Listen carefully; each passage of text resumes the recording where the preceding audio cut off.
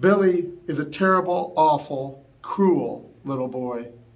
He embezzles money from his grandmother, who spends most of her time in bed suffering the illnesses of age.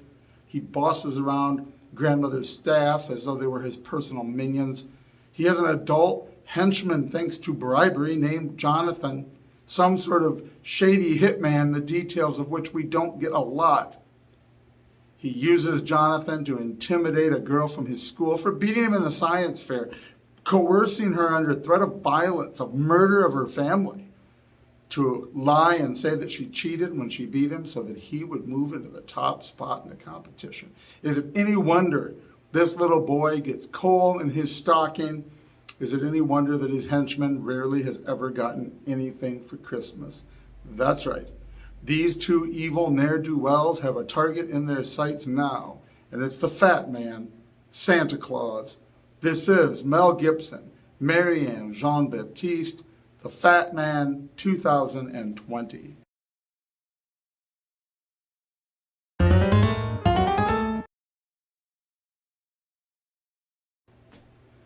I often say that we suffer in current media from too much dystopianism. I mean, it's easy to default to. The world is going to pieces. But in science fiction, fantasy, superheroism, ever since The Watchmen did it and did it so well, both the comic in the 80s, the movie of the 2000s, everything seems to be dark and dystopian. There's always a dark and dystopian version of every sort of Disney movie, you name it. Everything's gone that way, and it gets tiresome. So when I first saw the previews for The Fat Man, a Santa Claus Christmas movie, I thought the commercials were a joke. I thought the trailer was a parody of that very dystopianism. And yet, here we are. It is actually a film. I finally sat down and watched Fat Man on Peacock, free with commercials, because I've got Prime. I don't know if it's included in all of Peacock. Preface that. I finally watched it, and it is an amazing film. I can't say enough good stuff about it. I don't even want to give like a full synopsis of the plot, because I don't want to give too many spoilers. It is too much fun to watch. Suffice it to say, yes, it is a dark and gritty version of the Santa Claus story that manages to have a certain realism combined with fantasy.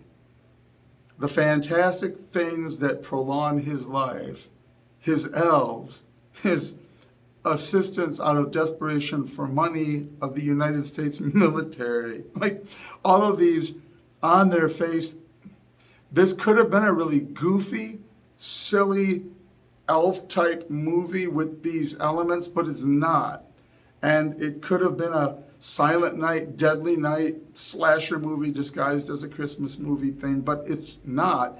And it could have been a pretense where really it was a Mel Gibson but a Bruce Willis Die Hard type movie set at Christmas that fooled you, but it's not. It is legitimately about Santa Claus and Mrs. Santa Claus and their struggles to make ends meet in a changing world where too many people are naughty. They are subsidized by the US government, but because they're producing fewer and fewer toys for fewer and fewer good kids, the money's going down, and they finally take a military contract against which is this subplot of disgruntled boys, one now grown, Jonathan, and evil Richie Rich, little Billy, who wants Santa Claus's head. And metaphorically, in an artsy sense, there's so much in this about the changing world, raising of children, parentless kids, kids and their expectations, how that forms their adulthood in the two antagonists, the where is the spirit of Christmas sort of thing. It does it all with being, like many of these, conveniently not religious, but it just finesses it in this way that is amazing. It never ends up being too dark and gritty that it feels forced. It never becomes Elf or a happy, jolly sort of Christmas movie, and yet it's just, I'm speechless. It's hard to define how well it does it. It is absolutely an incredibly entertaining movie very well put together, very well acted.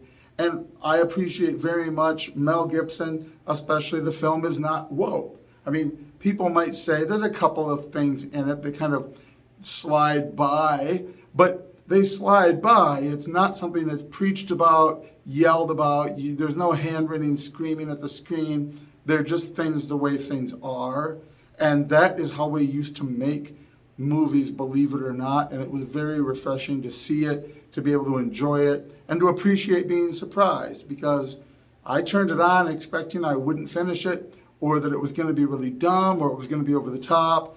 And yet somehow they weave this story perfectly between these cones and these obstacles and ended up with something extraordinarily entertaining, satisfying, funny, and heartwarming in its own way, but not silly.